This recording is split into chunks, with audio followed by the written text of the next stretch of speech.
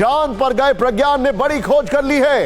यह बहुत बड़ी खबर है। प्रज्ञान ने चांद के दक्षिणी ध्रुव पर ऑक्सीजन ढूंढ ली है। ऑक्सीजन ढूंढ ली है। भारत ने विश्व को बताया चांद पर ऑक्सीजन है।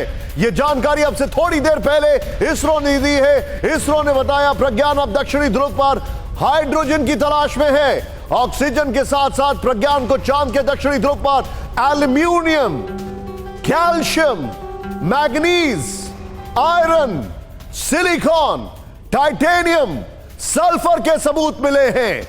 यानी भारत वो देश बन गया है जिसने दुनिया को पहली बार बताया है कि चांद के दक्षिणी ध्रुव पर ऑक्सीजन के सबूत हैं। यानी अब इसकी तलाश होगी कि क्या चांद के दक्षिणी ध्रुव पर जीवन के भी निशान हैं।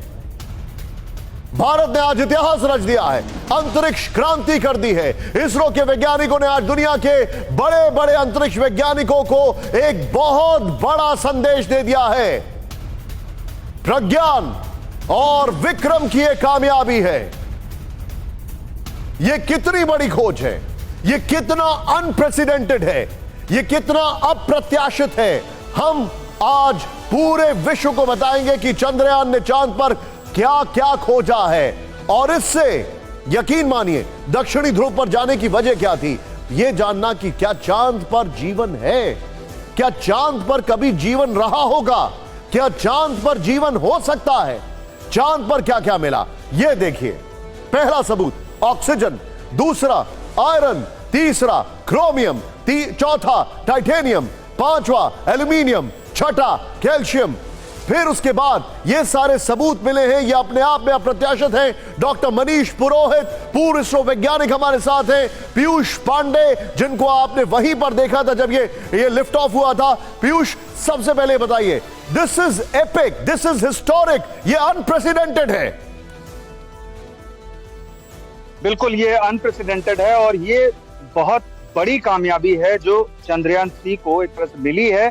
और अभी जो विश्लेषण सामने आए हैं उसमें ग्राफिक रूप से जो प्रारंभिक विश्लेषण है उसमें ये दिखाया गया है कि aluminium, sulphur, calcium, iron, chromium और टाइटेनियम की उपस्थिति का खुलासा हुआ है। और अभी जो इसरो की ओर से बताया गया है उसमें ये कहा गया है कि प्रारंभिक विश्लेषणों में ये स्थिति सामने आई है और इसमें आगे जो माप किए गए हैं उसमें मैग्नीज, सिलिकॉन और ऑक्सीजन की उपस्थिति का भी पता चलता है।